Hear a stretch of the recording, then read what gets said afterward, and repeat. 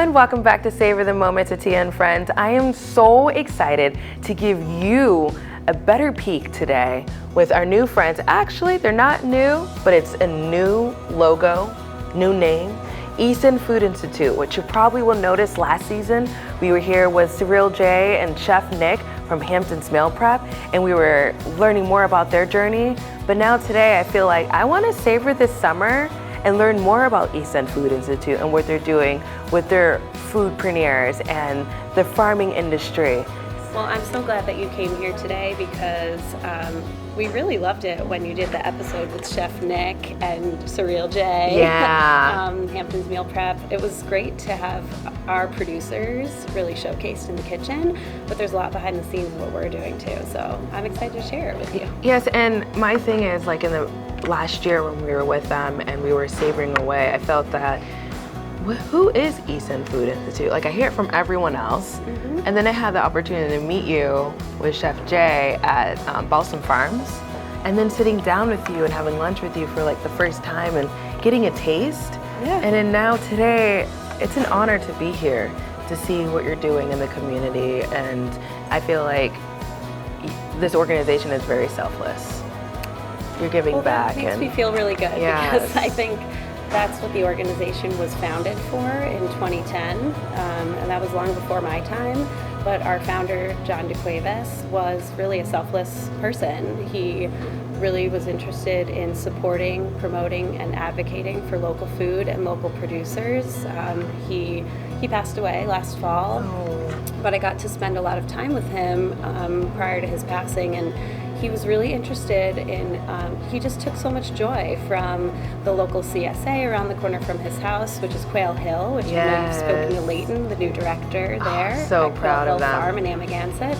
And John really wanted to support local producers who were using local produce to make products, as well as people who were just adding to the system so that our local farms and agricultural heritage could continue on the East End, because it's difficult. It is. You know, it's really hard to have a small business out here. A small farm is even more difficult. A lot of the farms, they have to really leverage high-end retail for all the people that are coming here in the summertime. Yes. You know, buying their produce at the farm stands. And then there's a great group of local restaurants who are trying to incorporate local farm products into their menus, but it's also expensive for them and they're trying to survive. So when I came on here in January 2018 as the executive director, I really felt like this was a place where I could unite my experiences. First of all, I was actually a student here on campus, so the meal plan line, it was actually right behind you here in this very cafe. I really feel blessed to be in this space and reinventing it in a new way to help our local food system, which also, you know, it brings my experience together. I started out in marine science. You did? Yeah. So the fisheries piece of this is complicated and very interesting to me. Sourcing local impacts the environment, which is an area of my career that I worked on for a long time, reducing food miles, and then I worked at Southampton Hospital for a while too, so getting into human health area and realizing that not only could we impact the economy, we could impact the environment, and we could impact human health from the scope of food, which is this great connection point for everyone. It's just really exciting to me, and I think we have a great opportunity here, especially with this space, which everybody will see when you go on a tour. The kitchen is massive. We have a great opportunity to process local surplus produce from farms, help the farmers have a chance to increase their income, and also help to improve access for not only the people who could afford to go to the farm stand or the farmer's market, but also people that are, you know, middle income, myself, families that are living here, and then also people that are leveraging food pantry and social services. So, do you do a lot with the local food pantries? We do. On the East End, or is there just a central area that you primarily focus with?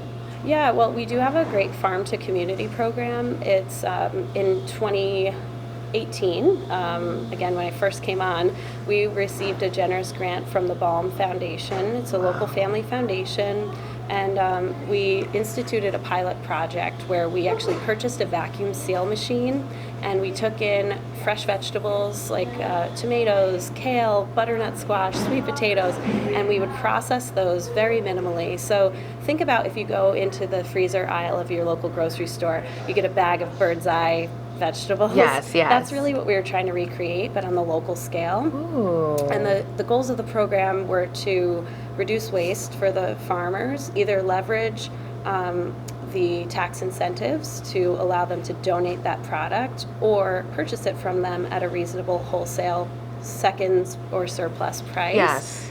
To and process it to get that into the hands of people who need it. A lot of the secondary health concerns from people of low income come from nutrition. Yes, it or does. lack of. So we're trying to make it easier for people to incorporate healthy foods into their diet while also supporting a more sustainable and equitable food system locally. And we partnered up with Stony Brook Medicine Nutrition Department, and we partnered up with Cordell Cooperative Extension.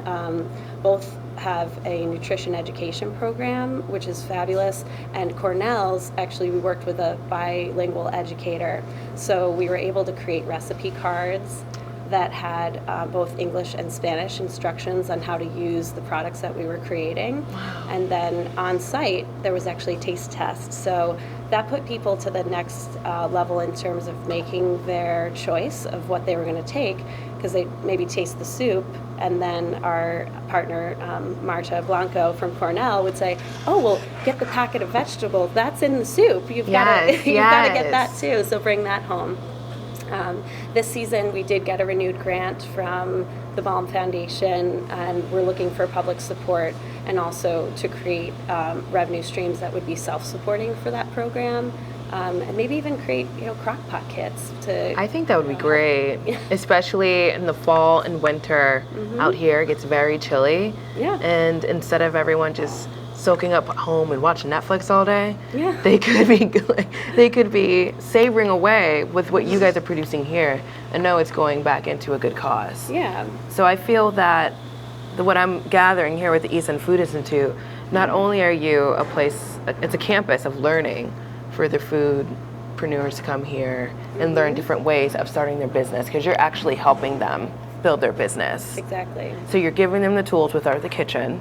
And is there other workshops and classes that the foodpreneurs go through? Kind of zooming back out a little bit, we impact so many different areas of the food system, and I have a master's in nonprofit administration, and for most people I would advise against being involved in so many things, especially for a small organization. Yes. But for us, it really helps us to understand and be intimately connected with each aspect of the food system, from the farmers, which the CRAFT program you mentioned, that's Collaborative Regional Alliance for Farmer Training.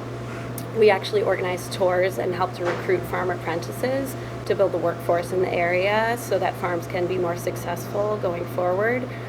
From there, we actually have food entrepreneurs that are farmers from our CRAFT program. Yes. Some farmers actually engage us to make their products for them, because they want to focus on farming, which we do here. Okay. And then we also do rent out space to food entrepreneurs like Jay and Nick, and some of the other entrepreneurs that you'll meet today. So it's a multi-pronged approach, which I think, again, there's risk of diversification, but in this case, I think it's a real strength. In terms of the cafe, we have our options for lunch. Yes. 11 and I'm to just 3. I hope you'll be eating lunch here today. I will be diving into Taco Tuesday. Yes. We have an awesome chef, Esther, from Mexico, and we've given her the creative freedom to make whatever she wants for Martes Mexicana. Oh, I love that. So sometimes it's tacos, sometimes it's, one week they made empanadas, all different kinds of delicious treats. Does the menu, I know it's a Monday through Friday and it's a daily menu, but does that change every week? It does, yeah. Okay. We have Monday through Friday, 11 to 3, here on the Stony Brook Southampton campus. Our menu changes on Wednesdays, so it depends on what is in season from the local farms. Sometimes overrun of product that we've created for farm products will go into the menu. Taco Tuesday we have, and Pizza Thursday to break up the week. So Pizza Thursday. Is that home-sliced pizza? Yes, it is. Okay, Delicious. I've had. It's so pizza, good. Delicious. Yes. And I've had that with Chef Nick. Like he actually introduced me to the frozen pizza. It's a great product. It's so good. And that's a good example of somebody that's really trying to work on their business model. Creating a product line is not easy. The food business is very, very difficult to get into and sustain. You have to invest a lot of money up front and make a lot of mistakes to figure out where to land. Yes. So we really try to create a system and a community. Anybody that joins as a member of East End Food Institute becomes part of a community, and we try to help support each other, celebrate our mistakes and our learning, help to avoid blind alleys by sharing information of, well, I tried that, may not want to do that in the future. So are these workshops that you're doing and you're sharing this, or is this like a one-on-one conversation that you're talking to these food producers and saying, it's both, this is something? Yeah. So today we actually have just a basics, fundamentals, the food manager's course. Okay. That's about food safety. We have a monthly lunch and learn that we invite anybody in the food entrepreneur community to come and just address whatever issues that they have. But we also try to create curriculum around that to standardize it. And we have a lot of great partners with the Farming Education, Peconic Land Trust, and Cornell Cooperative Extension, Long Island Farm Bureau. All of them are really wonderful partners. And then here at Stony Brook, there's actually the Small Business Development Services Council Center, SBDC. Yeah, so it must be Small Business Development Center. And do you guys collaborate? And we do collaborate. Okay. We've hosted them for some different lectures on how to write a business plan. We've referred kitchen clients to them to get a little bit more personalized attention, because we're a team of 3 full-timers and part-timers to help fill in on the kitchen staff. So, we're trying to support as much as we can, but also put that oxygen mask on first to make sure that we have a strong and healthy foundation. And what I truly love about this, Kate, is the fact that you guys are you're an umbrella. You're an umbrella. Eastern Food Institute, I'm saying it's an umbrella, but underneath the umbrella, it's like a protective, like, when you have an umbrella, it's like raining. So you're protecting, but you're also serving. So not only are you protecting like the food producers before they're diving out into their entrepreneur journey, you're able to give them the tools before it even happens. And then you're actually helping the community come back in here so they can taste it. Exactly. Well, and it's funny that you say a protective umbrella, because a lot of times some of the tough decisions I have to make, I feel like I'm protecting the family, so to speak. That, motherhood has prepared me almost for this job. Doling out tough love, making people stay accountable for, their responsibilities, thinking things through, and really working hard to develop the plans and making sure they do their homework. Coming back and, just supporting them in a way that isn't doing the work for them, but is helping them to it's accountability feel partner. Supported, and as an accountability partner. And I feel they also do that for me. We have developed such a wonderful community here, and the only way to experience that is to, join the community. So I hope a lot of people will, whether they're an individual who likes to eat local food, whether they're a market who wants to buy some of our products or some of our entrepreneurs' products, whether they're a restaurant that wants to standardize their, products that they're serving on the menu. There's a lot of ways that we can help, and that excites me. Yeah, you're the community driving force. Yeah, and I feel like that matches up with my the way that I view life. I like helping other people. I don't really like a lot of attention on me. Well, today... And so this is a unique experience for me, and it's a great opportunity to push myself out of my comfort zone. So I really appreciate you providing that opportunity for me. You're and welcome. you know, I do still consider it helping others It because is. you know, I want to showcase what we do so that others can benefit from it and be part of this community, because it really is. It's really, really wonderful. Like I said, the only way to experience it is to join the community. And they're also supporting this vision of a more sustainable and equitable food system. Yes. That we could have a filtering so people could find what they want and Yes. find companies that are on board with that vision. Well, I would love to thank you for taking out the time today and just Thank sharing you. everything what East End Food Institute is about. And also, thank you for connecting me with Peter Haskell Yes, from Haskell he's Seafood fabulous. and Hampton's Mail Prep. And there's many other food producers that I'm connected with because of you. Yeah, and your I mean, team. we have a great team. So I want to say you're going to spend a little time with Heather Meehan, who's our program coordinator. Yes. And then behind the scenes, when you're in the kitchen, you may see somebody running around with the Amagansett Food Institute retro hat and the plaid shirt. That's Bob Hatton. He keeps Okay. things well-oiled around here and just like make sure that everything is in order. He's our operations manager. So I couldn't do it without the team. And then we have a special surprise. I'm excited for this surprise. I've been hearing little birds. They're like, did you know? Yeah. What? We Okay, I have can't a wait. special person who's been working with us, who some of the viewers will recognize. You know, I won't say too much about it, but we really feel that we've been looking for somebody to join our kitchen team that really understands the local food movement and really is Yes. committed to it from the heart. It's not just the job, it's really the passion. passion. So I'm really excited to feature our special surprise And I'm person. excited to see who this is because we're going to find out soon. If we don't know, Good. we'll find out. Good. So thank you so much, Kate. Hi, Tia. Hey, good. How are you? Thank you. Good seeing you too. I see you're taking a look at some of the art we have. I'm on taking display it the in. I'm cafe. taking it in. So what's Yeah. happening here? I've never noticed this the last time we were here. Well, it's sort of a new addition as of this year. So, you know, as we know, we have our cafe where we serve locally sourced lunches, and then we had this open wall space, so we wanted to work with some local artists to showcase their work and just enliven the space a little bit. So what we have on display right now is work from Jeremy Dennis, who is a fine art photographer. He's a member of the Shinnecock Nation, Oh. and his work explores Indigenous identity and assimilation. Wow. So this is some of his landscape photography, and then this is a fairly new exhibit. Prior to that, we had some work by Jackie Maloney, who is a Hampton Bays artist. Yes.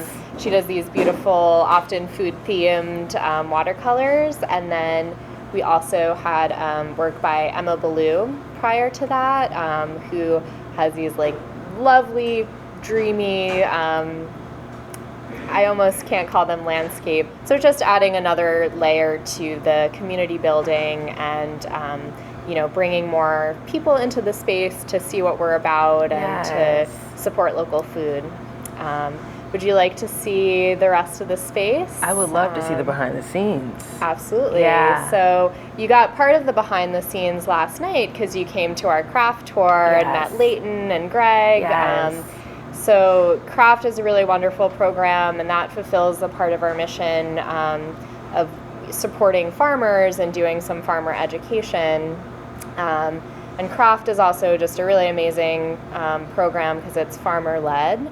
So it's always really fun to get to know the people who are interested Yeah. in farming and learning about agriculture, and then And match them. they can learn from people like Leighton, who Yeah. has, you know, many years of experience under their belt and has really been a mentor to young farmers. And I've noticed it last night when they were expressing their passion about Yes. it all and how it was all led Absolutely. through Scott.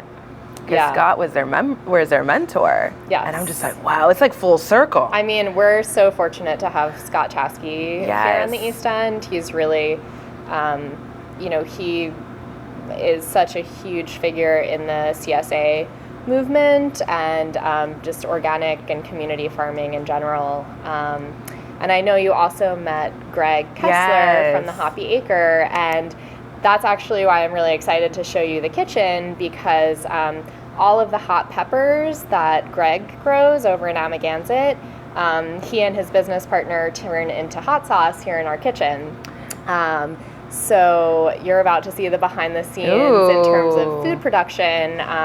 And the kitchen has multiple layers, which our chef will talk to you about a little bit more. Everyone keeps smiling when they're saying this, so I'm like, what's gonna happen? Well, it's very exciting. And we do value-added production for farms, which means that we take in their bounty and make sauces or pestos that they can then continue to sell at their farm stand. So lots of eliminating food waste. We make the food for the cafe, sourcing from local farms, and then we have done some work with food pantries as well to, evenly distribute the local bounty. So are you ready to see the kitchen? I'm ready to stay for way and I have goosebumps, so I'm gonna just keep smiling and maybe shut my eyes. Back the curtain. Let's do it. Okay, let's go. Oh my goodness.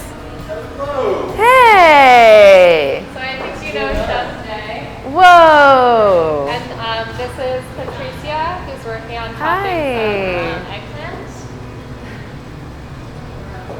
Welcome back. Oh. And Esther's making tacos for Taco Tuesday. But Chef Jay can tell you a little bit more about what's happening back there. Oh man. Thank you, Heather. Thanks for the surprise. Hey. Oh my goodness. Welcome back here. Nice to see you. Nice to see you too. This is a good surprise. Yeah, well, always. It's always nice to see you. Always nice to see you too, smiling away. So what are we savoring today? Like what's happening here? So, since the last episode, I'm now the chef in residence at the East End Food Institute, which is here. We're here. I've worked with Heather and Kate on various projects through Slow Food and other projects with them. So now I'm here working on food for the cafe, working, see we have all this beautiful eggplant, which is from Green Thumb Farm. So what we're doing for a lot of the local farms, they have an abundance of products, things that we talked about before. We're making these into value-added products, which they can sell at the farm stand. So these eggplant are going to be pickled. We've done pepper relish, we've done pickles, we've done tomato sauce, we've done roasted tomatoes for Green Thumb Farm, Milk Pail Farm, as well as Amber Waves Farm. And so we're picking up more things, and it's fun now because now every day is a new adventure. We're doing more things, working on food for cafe. We're working on projects here. We're going to be doing some more cooking classes. I've done cooking classes here in the past. We're going to be also possibly maybe doing some catering out of here as well. We did the food for the Food Lab conference, which was held here at Stony Brook, campus. So that was a great thing too. So we did a luncheon for that. So we got all sorts of fun things going on. So you are ingrained in our community out east, and this is wonderful. This is I fell into this when I left Barron's Cove, and it was kind of a perfect fit with Kate and I and the whole institute and Heather as well. Can't forget Heather. And on the east end, there are people that are slipping through the cracks that are, for various reasons, that have food shortages. So we get stuff from the farmers. The farmers donate it to us. We process it, and this way people that need help with food, are getting fresh produce throughout the winter as well. There's other producers here, someone making hot sauce, kombucha. Yeah, I met Greg. I met Greg the other day. So we have all sorts of people and in here. kombucha is charity. Yeah. I know charity. There you go. Yeah, a little bit of spice. Yeah, we all know everybody here. So it's kind of, we're a community, everybody knows each other, Yes. which you obviously know, you're part of it. You've helped commute the everybody knowing each other. So it's a great place. Well, thank you so much, Jay. You're welcome. And It's always I look great forward to seeing you.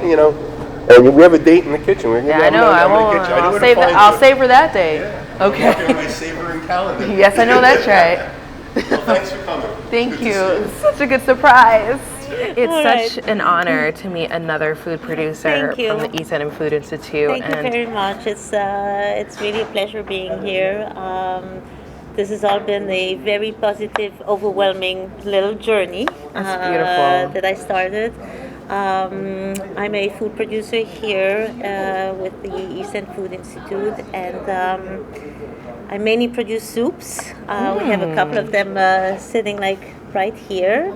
So you make it here and they carry it here. They carry it here, and I think wow. most important, yes, I make everything Yes. here. Yes. I met Kate Fullum, who's the director of the institute, about a year ago, And she was very encouraging. I told her that I had a passion for making soups. I come from a different industry, but it's something that's been like sitting with me for a very, very long time.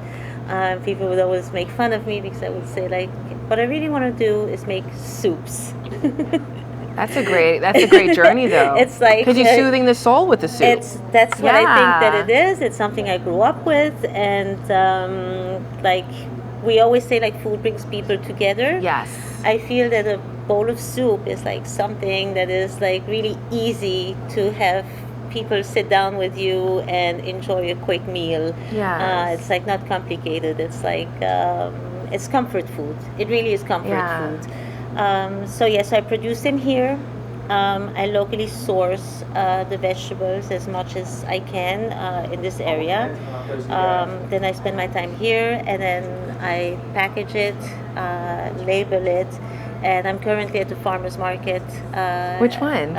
West Hampton Beach Farmers I know Market. that one. That's where Mila's Pops is. Yes, totally. And Yes. we're not close to one another, but like we can see each other like a little bit through the trees. And that's actually good pairing, her puffs and this tomato soup. Absolutely. I think we have quite a few customers that do exactly what you just said. They pair the puffs with the soups. Her puffs are wonderful, and she also has like a few different flavors. Yes.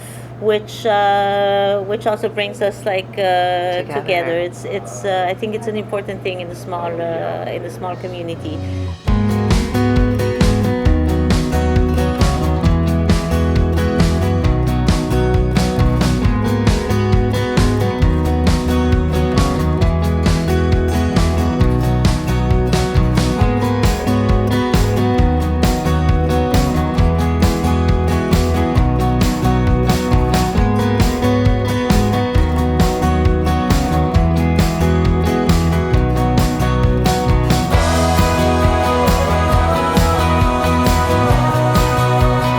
So everyone, thank you so much for stepping away with us at East End Food Institute. And until next time. Wait, before until next time, how can everyone find you? So eastendfood.org. Okay. Or follow us on Facebook and Instagram at East End Food. And we post our weekly menu specials, any workshops that we have coming up, etc. So East End Food. That's East all you End gotta Food. remember. East End Food. So I'm gonna dive into this savory dish.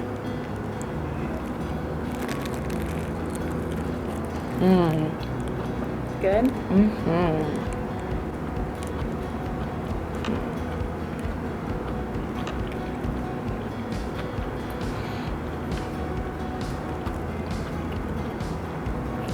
Until next time, everyone, I hope you're savoring away.